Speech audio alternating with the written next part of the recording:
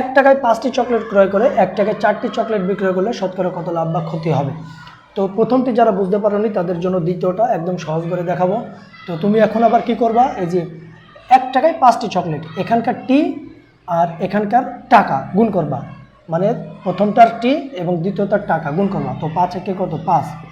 আচ্ছা, এবার তার সাথে বিয়োগ করবা কি প্রথম টাকা আর দ্বিতীয় টি, 4 একে 4।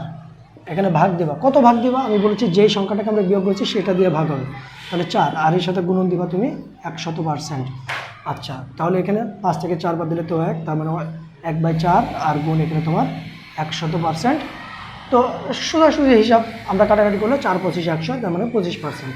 তো এখানেও আমাদের লাভ আসলো 25%। তো আশা করছি যে এই ধরনের কোনো প্রশ্ন যদি তোমরা এমসিকিউতে পাও তো খুব অল্প সময়ের মধ্যে একটা রাফ পেজে কিন্তু তোমরা সমাধান করে ফেলতে পারবা, কয়েক মিনিটের মধ্যে, একদম মুহূর্তের মধ্যে করে ফেলতে পারবা।